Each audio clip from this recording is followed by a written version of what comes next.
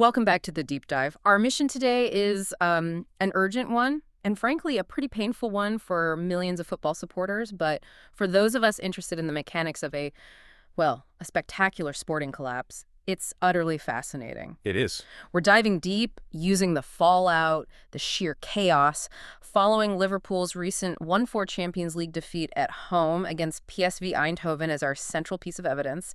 This is the implosion of a title-winning team, and we really need to understand how we got here. It feels like the essential deep dive right now, doesn't it? Because what happened at Anfield wasn't just a freak result. It's the spectacular manifestation of a truly dire underlying trend. Okay. And when you start listing the numbers, you quickly understand the scale of the emergency. Liverpool have now lost 9 times in their last 12 games across all major competitions. 9 of 12. That alone is deeply worrying. But the current run is even worse. They've suffered 3 straight defeats, all by a 3-goal margin, with an aggregate score of 110 in those last 3 matches. 1 goal scored, 10 conceded. That is almost impossible to comprehend for a team of this caliber. Exactly. And let's give that some historical context. We're talking about the club's worst sustained run of form since the 1953-1954 season. Wow. You have to go back 70 years to find a parallel period of such consistent, deep failure. And here's the element of genuine sort of stomach-churning surprise for the fan and the neutral alike. This is a team that were league champions just last season. And they didn't stand still. They spent a truly massive sum, it's reported to be up to £450 million, in the summer transfer window.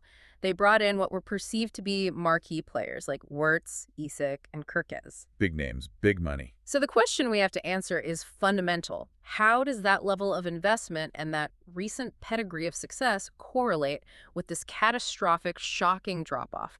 This is a crisis, a case study in how things go wrong at the very top. Okay, let's unpack this, starting, logically, with the 90 minutes of failure itself. We have to start there, don't we? Dissecting the specifics of the result. Liverpool 1, PSV Eindhoven 4, at Anfield in the Champions League. It's been universally branded a night to forget, but, the sources suggest it's a night that must be remembered if they're going to learn anything at all. And the problems, as you mentioned, they weren't slow in arriving. The match started, and immediately Liverpool fell behind.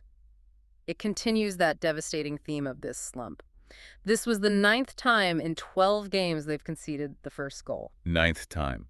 It speaks volumes about concentration and starting intensity, doesn't it? It really does. And the first goal came via penalty, which drew immediate focus to the most senior defender and captain, Virgil van Dijk.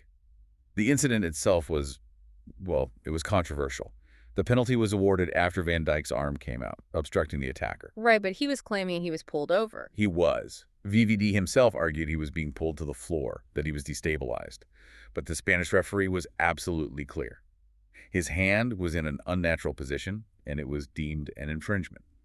End of story. What's the significance of the captain being involved in such a costly early error? It feels more important than just a simple defensive mistake. It's about leadership and optics. Fans and pundits immediately picked up on it. The fact that the captain, their defensive rock, was implicated in an early, concentration-lacking mistake that put them on the back foot straight away. When your perceived leader and the highest-paid defender in the squad makes a fundamental error like that within minutes, it sends a negative signal through the entire team. Of course. It implies a collective lack of focus that begins right at the top. You just cannot afford to give away cheap goals, especially not when the team's confidence is already so fragile. That sets a terrible tone. But there was a brief moment, a flicker, where Liverpool looked like they might be able to fight their way back into the tie. There was a lifeline, yes, and it came, predictably, from the one player who has been consistently delivering. Dominic Szoboszlai scored Liverpool's solitary goal from a rebound. A bit of history there, too, wasn't there? There was, yeah. That goal, incidentally, marked the club's 500th in the European competition, which was described, quite ironically, as very welcome indeed, considering the context. Right. And attackingly, there were flashes. Cody Gakpo tried to bend his shot toward the far corner early on, and Alexander Ekitic showed a nice piece of control and some quick feet, forcing a good save from the PSD keeper, Walter Benitez. So the chances were there, as I'm sure we'll discuss later with the statistics. But they were there, Yeah. but the finishing was just lacking. A few positive attacking moments then. But the subsequent defensive showing just completely drowned out any sense of a rally, turning a poor night into an absolute defensive catastrophe by the final whistle. It spiraled entirely out of control, particularly after halftime. PSV's second goal, which was a real body blow, was technically a brilliant goal from the attacker's perspective, a stunning finish. But the immediate critique landed squarely on the defensive effort leading up to it. Kirkez, the young fullback, faced immense criticism. Analysts noted that he allowed the attacker to get right in front of him far, far too easily. So poor positioning. Exactly. It created an angle where there was truly only one outcome for the striker. It was a lapse of positional awareness and tracking discipline that simply isn't acceptable at this level. And the chaos deepened with the third and fourth goals, which were described as almost farcical in their simplicity. They were. They were truly indicative of a mental and structural collapse. Take the third goal, scored by Streich, who came off the bench for PSV. It began with the ball just bouncing around following a hopelessly failed clearance. A real mess. A total mess. Then there was a glaring misjudgment from Konacic, which allowed the opponent to get in behind, with the goal seemingly yawning open. It was a soft, reactive goal that you associate with relegation-threatened sides, not Champions League contenders. And the fourth, which killed the game entirely. The fourth goal was described in the sources using the chilling phrase, just too easy. Ouch. The PSV players simply ran beyond Van Dijk, again, the captain, who looked deeply uncomfortable tonight, which, as the sources rightly point out, is an incredibly rare and troubling sight for the towering Dutch defender. You just don't see that. You don't. The speed of the move wasn't extraordinary, but the reaction time and the attempt at, quote, recovery is absolutely zero from a lot of players in those final defensive phases. It wasn't just VVD. It was a collective decision to stop running, stop tracking, and stop caring once the move bypassed the initial line. That is a collective mentality problem writ large across the pitch. That lack of effort when losing possession, that zero recovery speed, that is the symptom of the Depper malaise we're trying to unpack here. And it naturally leads us to the man responsible for directing that effort, the manager.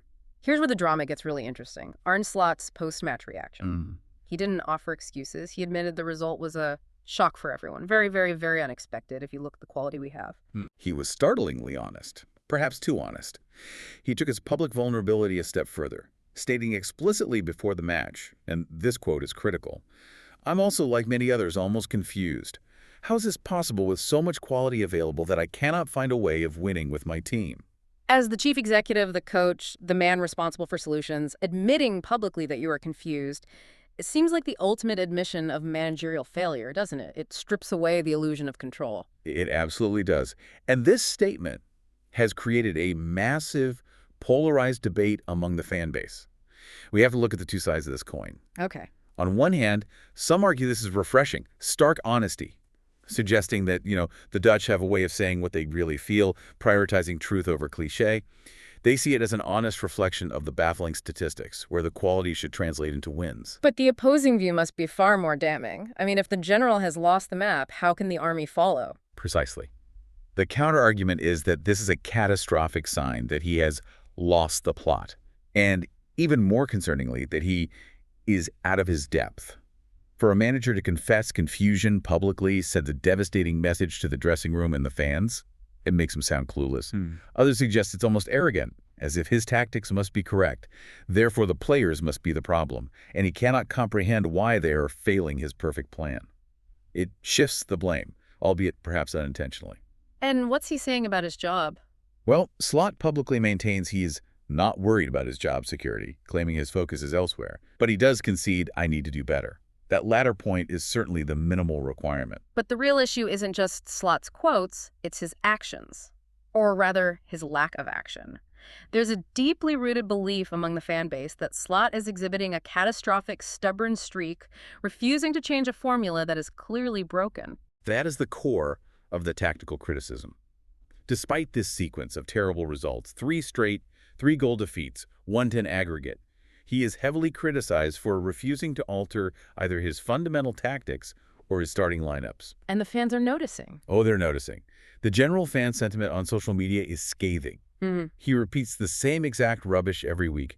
They're using the classic definition, reminding everyone that Insanity is doing the same thing over and over again and expecting different results. So if he is being stubborn, what are the specific, repeated tactical or personnel errors that are drawing the most fire? It boils down to selection policy and player loyalty, even to those who are demonstrably underperforming. He feels the same core starting 11 week in, week out. The untouchables, who are often the most heavily scrutinized underperformers, include Konate, Salah, and Gakpo. The same names every time. Every time. And there's a palpable frustration that high-quality backups or alternative tactical solutions are being completely ignored in favor of maintaining the status quo. So who are the players on the bench who fans believe deserve a chance to shake things up? Well, the names consistently cited are Endo, the experienced defensive midfielder, and Chiesa, who offers genuine pace and a direct threat. Their lack of minutes is baffling to many. Right. Chiesa, for instance, is either ignored or only subbed on late, often around the 76th minute, which is just too late to influence the game, especially if you're already 3 goals down. And Endo. Endo, who could offer stability and defensive instinct, is virtually frozen out. This loyalty to a failing starting 11, or maybe it's Slot's lack of trust in the depth he inherited, is seen as a huge failure of man management and tactical flexibility. And this inflexibility goes beyond personnel. It seems to be tied to his core philosophical approach, regardless of the results or the players available. It does. Slot came in known for a specific, attacking, possession-heavy style of football, and he insists on maintaining this identity even during this prolonged slump. Critics argue forcefully that he is trying to fit square pegs into round holes. Trying to force the players into his system rather than adapting the system to the players he actually has. That's it, exactly. He's not adapting to the unique personnel he has, and critically, the personnel he lacks. So let's talk about that lack of adaptation. What specific part of their previous successful identity has been lost in this philosophical shift? Under the previous successful regime, Liverpool's identity, their primary means of chance creation, was the high, aggressive press. Winning the ball back high up the pitch, forcing transitions, overwhelming opponents with rapid counterattack. Famous energy. That intensity is gone. Slot's replacement of that high-octane press with a slower, more deliberate, possession-based approach just doesn't suit them. The players, especially the attacking unit, seem hesitant and unsure how to break down set defenses when they don't have that space to run into. Right. So when the manager is publicly confused and refuses to deviate from this losing, ill-fitting formula, the collective confidence just drains away and the pressure becomes intolerable. That pressure isn't just on Slot, though. The players themselves, who are being asked to implement this strategy, are receiving genuinely brutal criticism. Pundits and fans are questioning their effort, their attitude, and their mental fortitude. The criticism is widespread and intense. The sources highlighted a striking reaction from a very influential figure. Steven Gerrard, the legendary former captain, reportedly tears into 4 Liverpool players in a furious reaction to the PSV defeat. When someone like Gerrard speaks out. Exactly. When figures of that standing who represent the club's history and standards are this visibly disgusted, you know the crisis is deeper than just tactics. So, beyond the general collective failure, who are the 4 main targets of this consistently brutal criticism? The scrutiny consistently lands on the starting center back, Konate, the forward, Cody Gakpo, the talisman, Mohamed Salah, and the captain, Virgil van Dijk. Okay, let's break that down. Konate first. Konate is being called frightful and guilty of a brain fart every game. This refers to his tendency to make one major, concentration-lacking error per match, a misplaced pass in his own box, a misjudgment of the bounce, or being caught hopelessly out of position. And there are rumors Konate is already looking elsewhere. That's a concerning element of the fallout. Reports suggest he's already thinking about a potential move to Real Madrid. Now, whether that's true or not, the fact that such a rumor can gain traction suggests a player who is mentally checked out. Not fully committed. Exactly. Yeah. Not fully committed to the immediate fight at Liverpool. And that's a massive issue for a defender who needs total focus. Moving up the pitch to Cody Gakpo, what is the nature of his critique? Gakpo is seen as the epitome of the player who doesn't fit the new system, or perhaps whose limitations are simply being exposed. He's called too one-dimensional, often displaying a reliance on cutting onto his left foot, making him painfully right-footed in his movement. It's predictable. Very predictable. Critics see him as uninventive in attacking phases, rarely attempting the unexpected, and there's a general perception of laziness in his off-ball running and pressing intensity. He appears to be playing within himself, lacking the necessary aggression and risk-taking. And then there's Mohamed Salah, the club superstar. His fall from grace seems particularly sharp this season. It has been dramatic. The narrative around Salah has shifted from appreciation to pointed criticism. Pundits suggest he has passed his peak, and the most damning critique is that he has not turned up since he signed a new contract. That's always a bad look. It is. That contract, controversially, made him one of the highest-paid players at the club. Fans are now pointing to specific moments of defensive non-effort, citing instances where he is clearly seen jogging back half-arsed, particularly during the build-up to the opposition's second goal against PSV. And when your star player does that, It's devastating for team morale and defensive stability. the underlying feeling here is that these underperformers are shielded from consequences because the manager is so rigidly tied to his starting setup. That is precisely the root of the fan frustration. They see a lack of accountability. There are loud, consistent fan calls for immediate punishment. They demand that players who are not present mentally on the pitch or show horrific body language must be benched. It's not just for punishment's sake, is it? No, the purpose isn't just vengeance. It's about restoring the necessary standards and discipline. If a star player like Salah knows he will play regardless of effort, what message does that send to the rest of the squad? The fans want these players to earn their places back. Let's revisit the captain, Virgil van Dijk. We touched on the penalty, but what is the broader critique of his leadership in this crisis? The scrutiny on VDD is severe. The argument is that he is as culpable as the manager for the atmosphere of the crisis. While he has made individual defensive mistakes, his public conduct is also under fire. He's blamed for publicly blaming everyone else after defeats, rather than taking decisive, visible accountability. There was even that absurd moment where he was chastised for handling the ball for giggles in a non-threatening area. A lack of focus that is inexcusable for a captain. A leader needs to project authority, fight, and fire. Many feel VVD is currently failing to provide any of those qualities. It sounds like a lot of negativity. Is there truly anyone in that starting XI who's consistently meeting the required standard? Thankfully, yes. Dominic Szoboszlai is the consensus bright spot, the exception that proves the rule of team-wide mediocrity. Right. He is consistently praised as the only player that is working hard and is in great form, and the only consistent full-performing player. His energy, his goal threat, and his visible commitment stand in stark contrast to his teammates, which further highlights the underperformance of everyone else.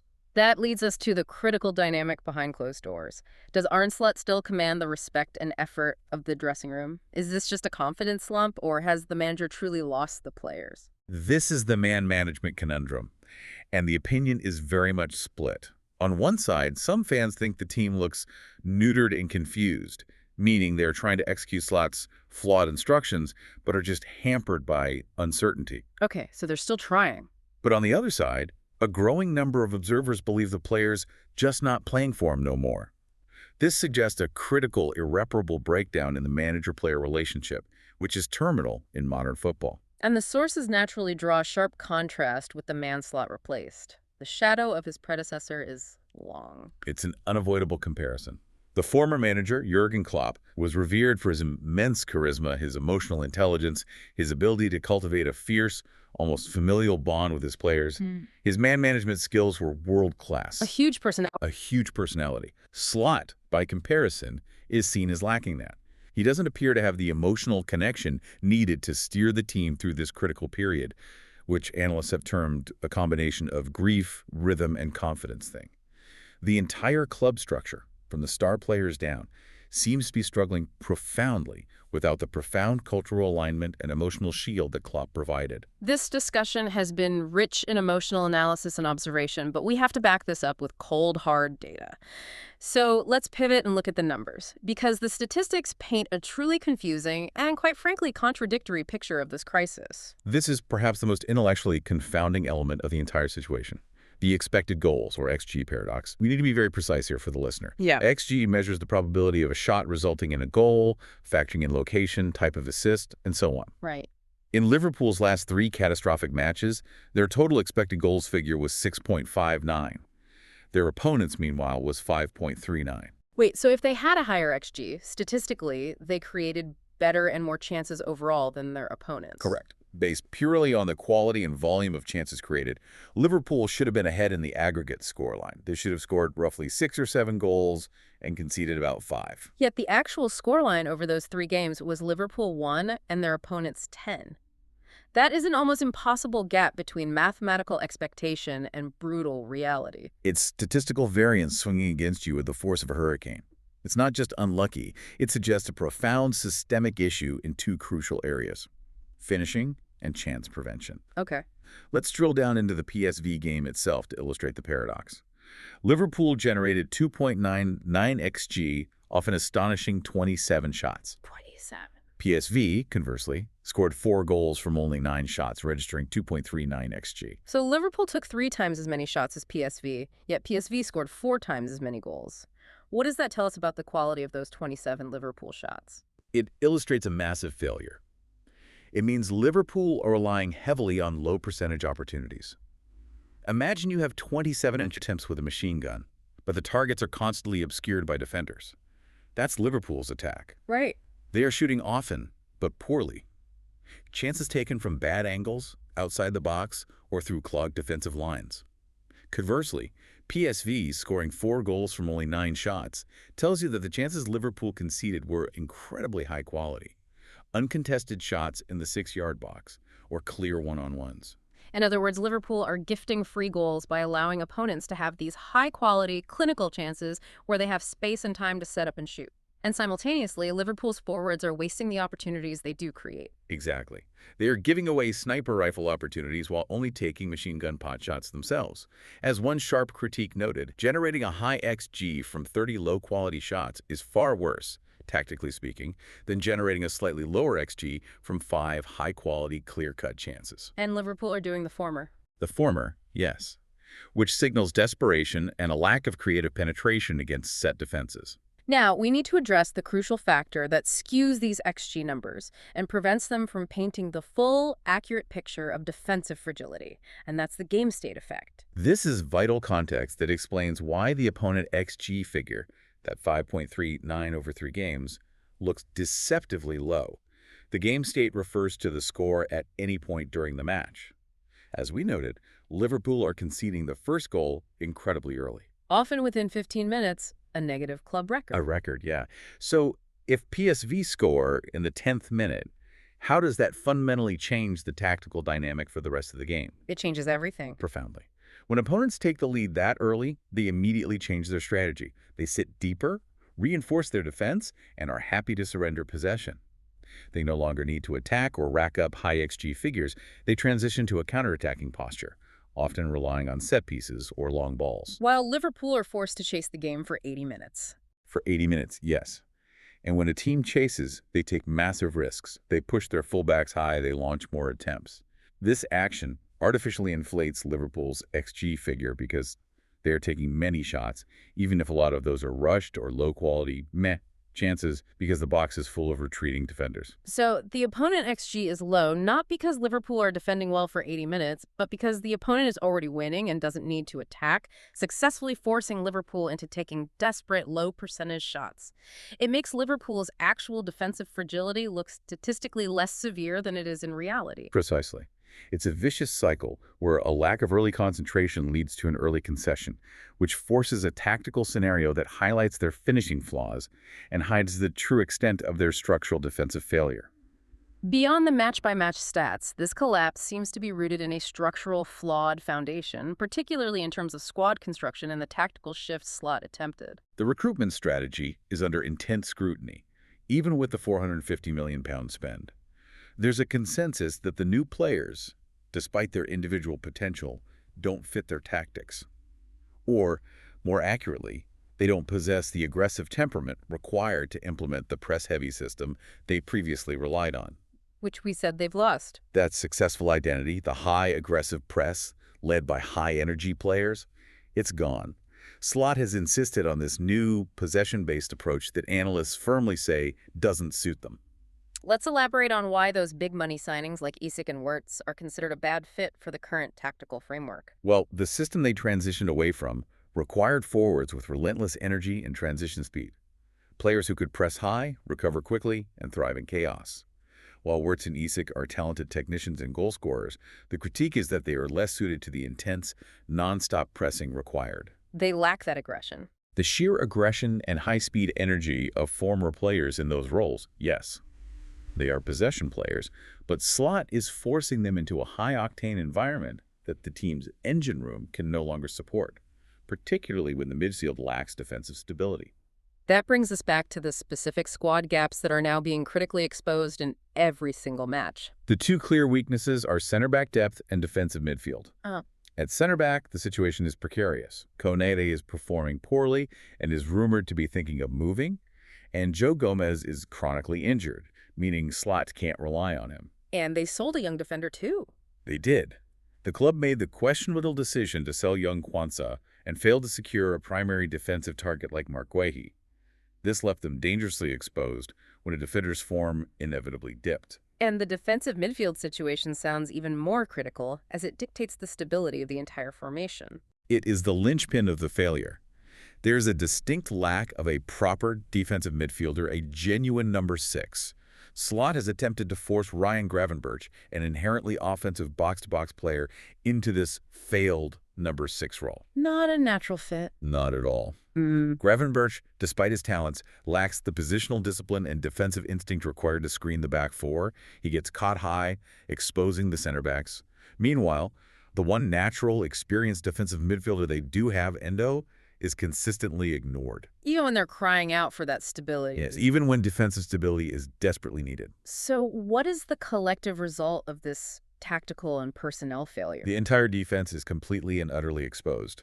Without that intense high press acting as a protective barrier, buying the defense time to reform and reset, the back line is constantly left vulnerable to direct attacks. And other teams have figured this out. Oh, absolutely. Opponents have recognized this critical weakness. The stats confirm that teams are now successfully bypassing the attempted midfield press entirely by using long balls over the top straight into the space Gravenberch vacated, leading directly to those high-quality scoring chances we saw in the XG data. This analysis leads us to the critical, immediate question for the club. What happens now? We're talking about a team currently sitting in 12th place, firmly in what many are describing as a full-blown crisis. The fan reaction is reaching boiling point, and the sources highlight the sheer panic. We're seeing calls like, "How hasn't he been sacked yet?" and a very clear, tangible warning. If you lose versus West Ham, he will be kicked out by the fans. So the West Ham match is an ultimatum. It's perceived as a pivotal line-in-the-sand moment for Slot's tenure.